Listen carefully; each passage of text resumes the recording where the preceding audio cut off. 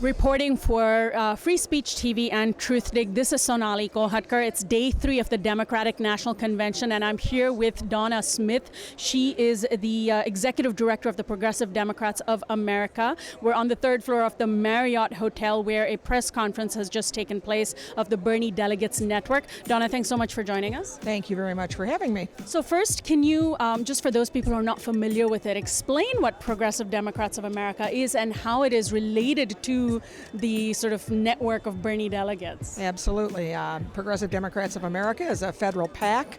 Our mission is to support progressive candidates and advance them in congressional races and other races. About 2.5 years ago, we started circulating a petition to ask Bernie Sanders to run as a Democrat. We thought we would give it to him if we got 10,000 signatures, and we got many, many more, thousands of signatures than that. On the 14th of May of 2014, we gave those signatures to Bernie Sanders. He did not make the decision at that point. He would have lots more people trying to influence and work on him. So we launched into what we called our We Want Bernie campaign. The only presidential candidate we have ever endorsed as an organization is Bernie Sanders, and that's because we're an issue-based organization, and he lined up on every issue that we are very concerned about. So for the last 2.5 years, we've been full-out Bernie Sanders supporters and really working very hard throughout the country in various chapters to support his work. So basically, PDA has been one of those organizations that has attempted to push the party from the inside as sharply to the left as you possibly can, and to recruit Sanders was a big prong, or a big sort of, was that, how big of a shift in your strategy was that if he was the first candidate you've ever endorsed? A big shift, and I think our congressional candidates have felt that this time around, and that usually we would spend the summer really working on those down-ballot congressional races, and our attention has been so fully supportive of Bernie.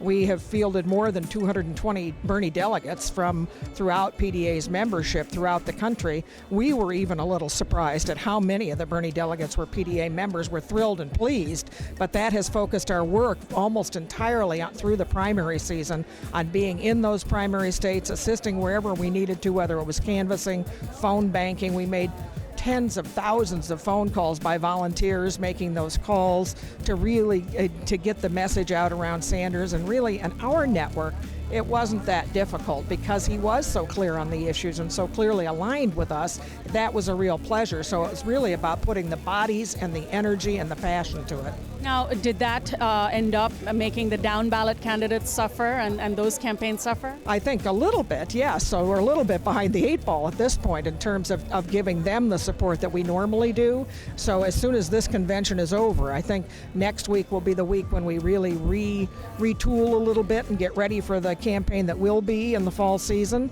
People have asked us if we're going to endorse Hillary Clinton. In reality, we will not. That does not mean we'll be working against her, but the reality, because if we line up Donald Trump and say, does he align with our issues? That's absolutely not true. So we're going to put our energy really into those down ballot races and those people who do align with PDA's issues. And Sanders himself has actually lent his name to a lot of the down ballot candidates around the country, which maybe has given them a boost. It has, and we're really pleased when we see a message come out from the Bernie campaign supporting one of those candidates, because they really benefit from his support. His endorsement means so much to people, and that he's looked carefully and honestly at where they stand and believes that they would be a good public servant, and that means a lot. Now, on the flip side, how has the Sanders campaign energized PDA? Wow. I mean, here we have this, I think the most exciting way it's energized it so far is that we see that previously we would look at a room of PDA supporters and you'd see a lot of people in my age group, a lot of gray hair, a lot of grandmas and grandpas, and a lot of people who were in kind of that aging hippie range, and all too frequently way too white. And as we watched the Sanders campaign proceed through the last 2.5 years, what was really fascinating was to look at how diverse the rooms began to be, and very exciting. We would see all age ranges. We began to see cultural diversity, and we saw it in a way that was exciting. And now going forward, we got a contact from some young students who've been organizing for Bernie Sanders, on college students all across the country. They want to partner with another organization, with PDA, and help start reforming those Bernie chapters on college campuses into real political engines for those students on those campuses. That is exciting. extremely exciting work to see young people and millennials who will be now interested, engaged, and they lend a special kind of energy and intelligence that we aging hippies really don't.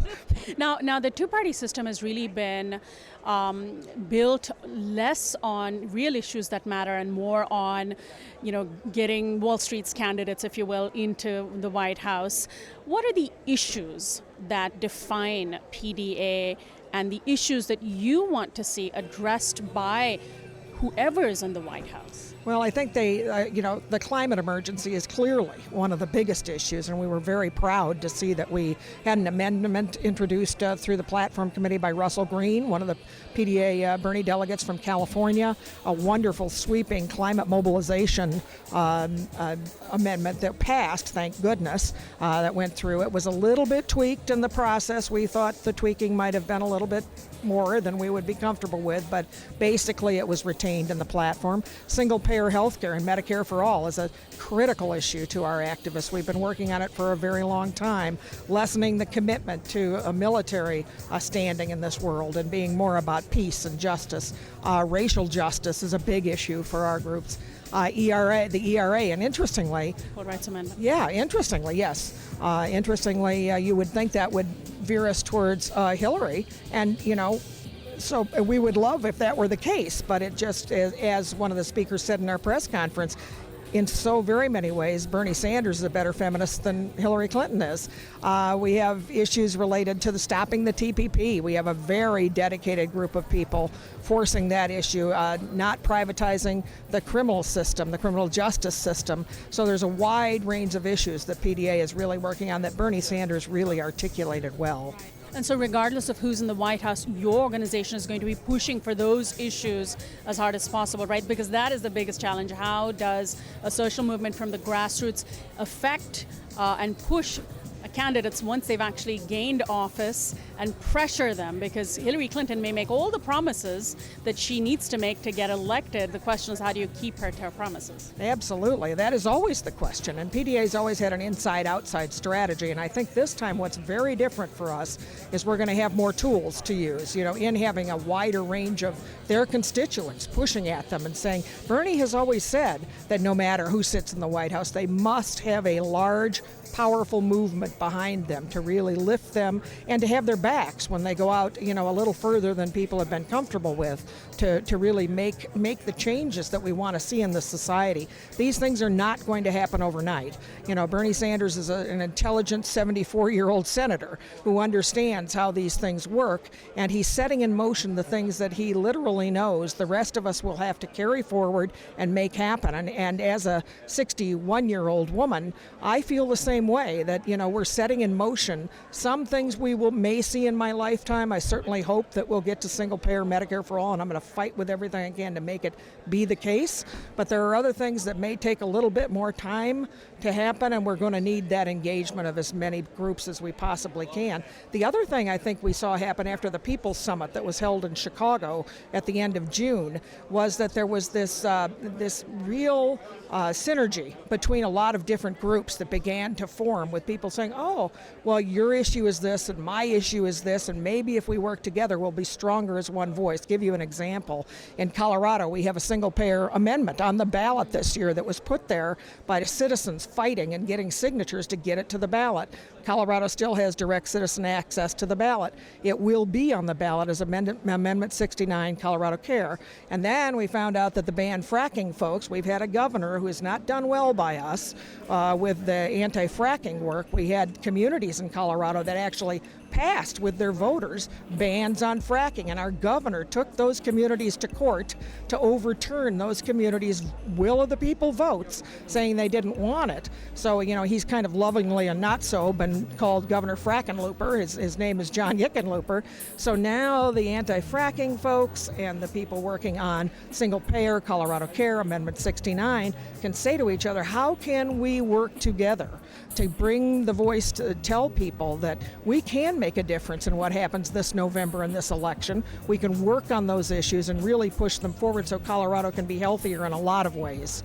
Now, Donna, when the Occupy Wall Street movement lost its physical manifestation, a lot of people wanted to know, where did that movement actually percolate to? Did it just fizzle out? Did it disappear? We know a lot of the folks who were politicized during Occupy Wall Street have joined the political revolution that Bernie has led. So the question becomes, after this campaign, after Sanders' campaign wraps up, where does this political revolution go? Does it trickle into groups like PDA? Do you foresee new formations coming up, but will it be palpable, or will it feel to the world as though it disappeared? Well, I'll have to say, we love our friends at Free Speech TV, but I got to tell you, PDA started this party with Bernie, and this, we're so very proud of that. So the political revolution continues with PDA, certainly. And I think what we're going to see is a much more broad effort inside and outside. And the Occupy, I can't tell you how many of the activists and delegates we see in this network came through Occupy, and that's a powerful fuel for all of us. They taught us a lot of things. We wouldn't have been able to do mic checks at the Rules Committee. We wouldn't maybe not have protest that we're hearing erupt now in the lobby of the Marriott. We all get curious, who's protesting? And we can guarantee you it probably isn't Hillary delegates who are doing that work. So we have much to look forward to. I know it's been a very difficult few days for all of us who support Senator Sanders. Our hearts are simultaneously broken and at the same time encouraged by how many other people stand with us going forward, and we're going to make some changes. So finally, because this convention has so many sort of non-standard party goers, party members, previous conventions have been dominated by delegates for whom politics is a career. We see insiders mingling with outsiders like never before, which seems to embody exactly what PDA has been trying to do, right? It does, and how exciting is this? I feel like this is what democracy looks like when you have, and I know the DNC has been very sensitive about the visuals, about what people are going to see and what they're going to hear, and I think they should get a whole lot less sensitive and celebrate the fact that this is the party where we come together. They're not used to it. No, they're not used to it, but if you go back in many years past, there were sometimes some very lively conventions where there were lively debates, healthy differences in points of view. People's lives are at stake, and people are passionate. That's what conventions are supposed to be, but in recent decades, they've turned into these managed, polished affairs, and the convention floors turn into something that looks like the Academy Awards designed it. It's so true, my God. I mean, you look at the lighting and the coloring and who's wearing which color and the fashion that's on stage and all of those things, and there's a little party that longs for the days when we said, wow, what kind of debates will we take away from this? What kind of things will we hear? And what will our young people absorb about the political process, and what will they change about the process? And I think that's what's most wonderful. We're watching the process change right now before our eyes. History is happening, and we just don't know exactly where it's going to go, as we often don't. It's going to be an exciting ride. Donna, thank you so much. Thank you very much. Donna Smith is the Executive Director of Progressive Democrats for America. Thank you.